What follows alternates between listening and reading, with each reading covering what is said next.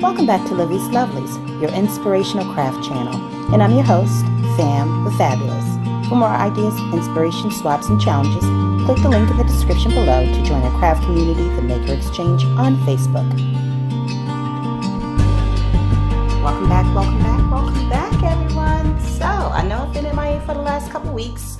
I have been actively trying to finish up a real estate class that I started in the winter, over the winter, as well as trying to make sure my son stays on track for homeschool. And now that it's the spring, the family business has picked up, and so home improvements and projects were booked. So the day-to-day management of that takes up a little bit of time and leaves me less room and less time to create, but I still managed to get a little bit done. Now, the latest thing that I have worked on, which was not on my schedule, but I needed to make something for myself, which ended up turning into me fulfilling some orders. So this is what I made myself recently. Just a pair of earrings, something that I could wear to church, and because of the turquoise color, kind of matches anything that I put on. Blue jeans, black, white, gray, I can wear them with anything. So I made these, put a picture of what I created on my Instagram account, my personal Instagram account, although I do have, Lovelies does have an Instagram account, but because I'm not actively marketing on there, I didn't want to put it on there without going too much further into detail on that. I got a couple of orders, so I ended up making probably 6 pairs. One for me, a pair for a bestie, one for another friend, and 3 for orders. So I needed to come up with some packaging quick. I didn't want to go to the store.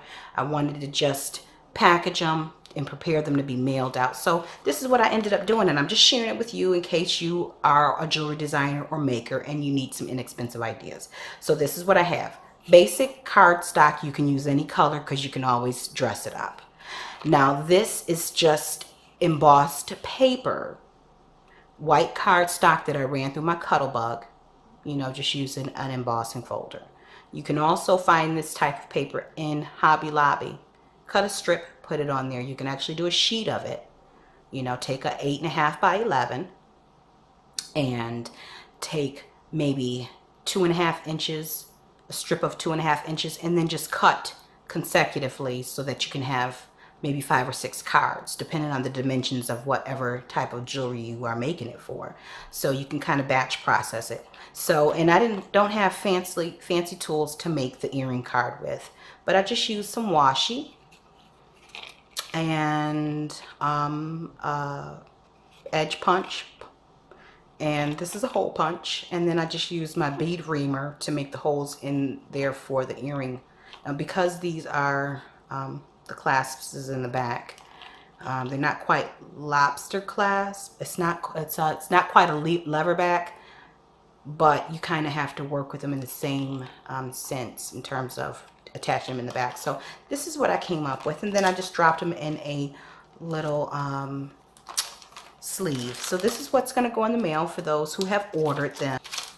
So while we're talking about jewelry, I'm just going to share with you some of the filigree that I picked up at Hobby Lobby. My aunt has a 60th birthday coming up, and I agreed to create some earrings and necklaces for gift favors for her girlfriends, the ones who plan on attending her little celebration. It's more like, she's a fancy woman, not fancy, but she likes to get all dressed up and dolled up. So I'm quite sure it's going to be one of those type of events where you come dressed to impress, and you got your hair done and your makeup.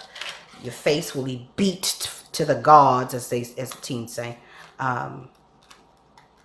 And then also I picked up this here. I like this is because it has the silver and then the gold wire wrapping and the tiny little pearls in there.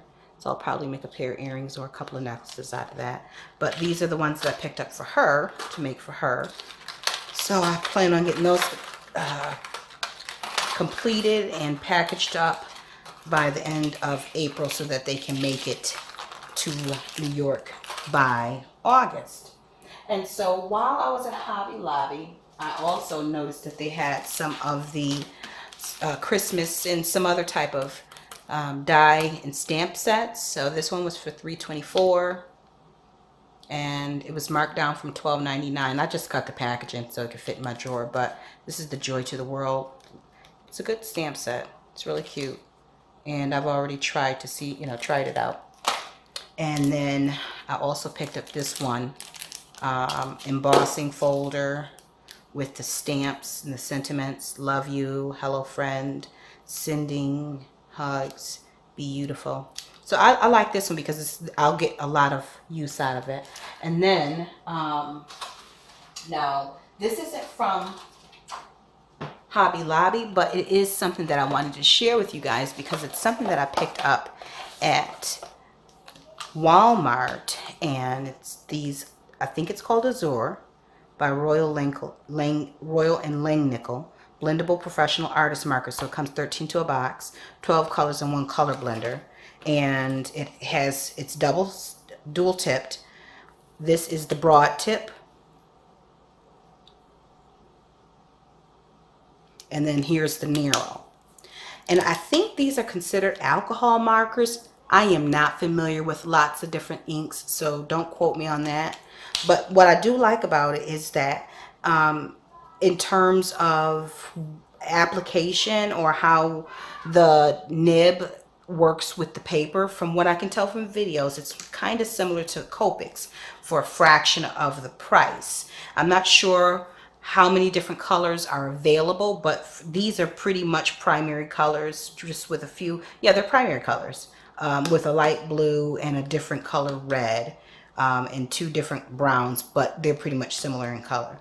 But this is what you get. This is what the outcome of that is. So I just tried it out in one of my coloring books, and I really liked. So now if you take a look here, you'll see you can